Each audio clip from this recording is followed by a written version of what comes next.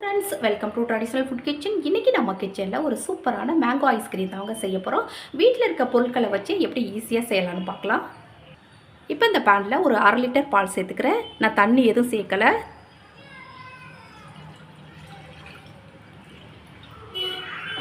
இப்போ இந்த பால் நல்லா கொஞ்சம் பொங்கி வரட்டும்.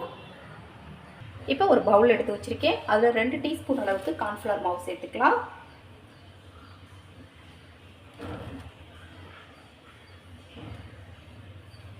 இப்போ இதில் கொஞ்சமாக பால் சேர்த்து நல்லா கரைச்சி விட்டுக்கலாம். இப்போ இதை நல்லா கட்டி இல்லாமல் நல்லா கரைச்சி விட்டுறலாம்.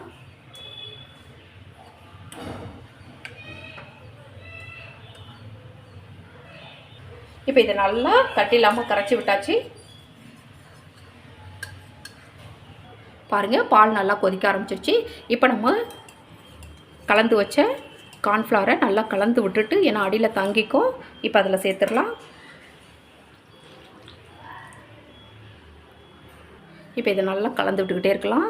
இந்த ஓரம்லாம் நல்லா எடுத்து விடுங்க. அந்த பாலாடை நல்லா சேர்ந்தால் தான் ஐஸ்கிரீம் நல்லா க்ரீமியாக இருக்கும்.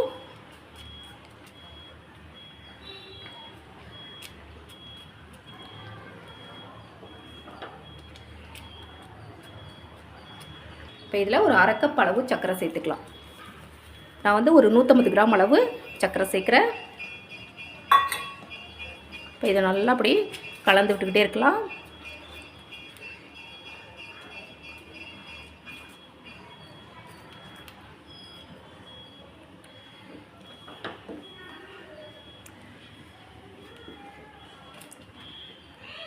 பாருங்கள், இந்த மாதிரி நல்லா திக்காயிடணும். இந்த மாதிரி ஒரு கிரேமி பதத்துக்கு வந்ததுக்கு பிறகு நம்ம ஸ்டவ் ஆஃப் பண்ணிவிட்டு இதை நல்லா ஆற விட்டுறலாம்.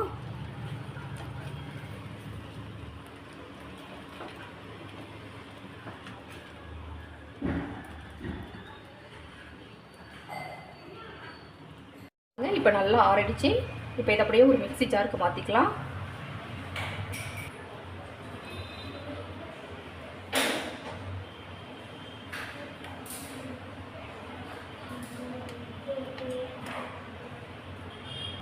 இப்போ இதை மிக்ஸியில் அரைச்சி எடுத்துகிட்டு வந்துடலாம்.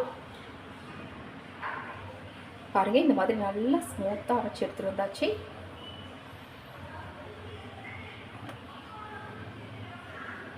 இப்போ நான் இந்த சில்வர் டிஃபன் பாக்ஸில் தான் நான் ஊற்றி வைக்க போகிறேன். இப்போ இதை ஊற்றிடலாம்.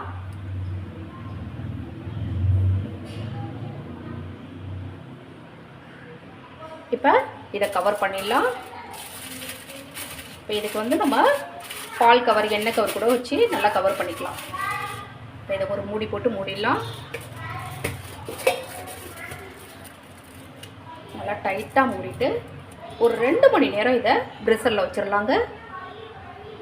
மேங்கோ எடுத்துருக்கேன். இப்போ இதை கட் பண்ணி நம்ம தோலை நீக்கிட்டு அந்த சதைப்பகுதியை மட்டும் நம்ம எடுத்துக்கலாம்.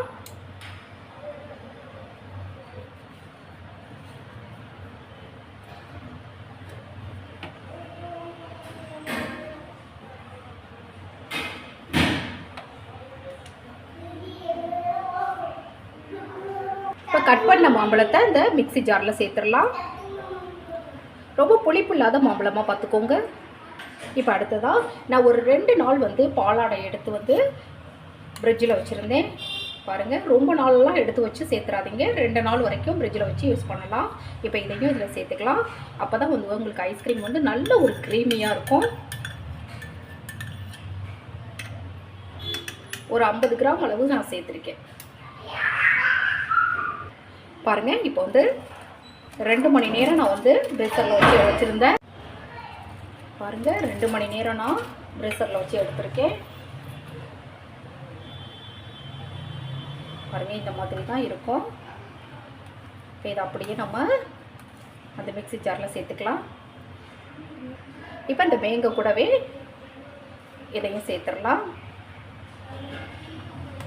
நான் எந்த எசன்ஸுமே நம்ம சேர்க்க போகிறதில்ல.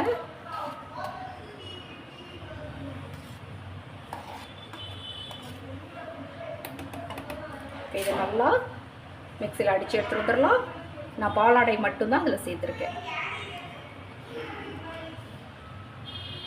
இப்போ நல்லா அரைச்சி எடுத்துகிட்டு வந்தாச்சு. இப்போ அதே பாக்ஸ்லேயே நம்ம இதை ஊற்றி வச்சிடலாம்.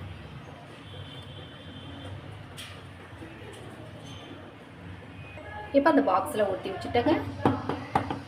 இப்போ இது மேலே கொஞ்சமாக கட் பண்ண மாம்பழம் சேர்த்துக்கலாம்.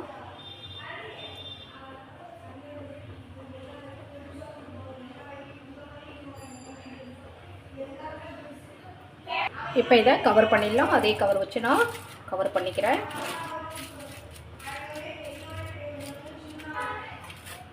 இப்போ இதை ஒரு மூடி போட்டு நல்லா அழுத்தி மூடிடலாம். இப்போ இதை ஒரு 7 to 8 hours வந்து நம்ம ப்ரீசரில் வச்சு எடுத்துக்கலாங்க.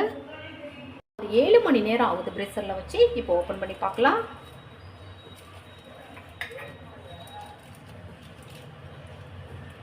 பாருங்கள், சூப்பராக செட் ஆகிடுச்சு ஐஸ்கிரீம்.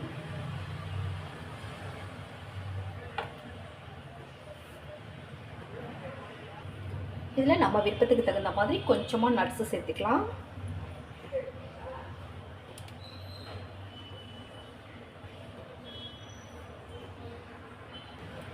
பாருங்கள் எவ்வளோ சூப்பராக இருக்குன்னு.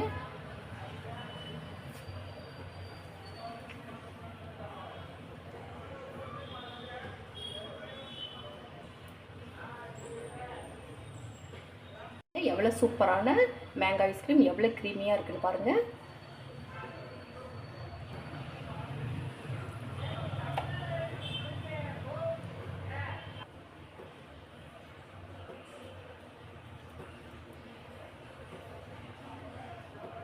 பாருங்கள் எவ்வளோ க்ரீமியாக இருக்குன்னு பாருங்கள்.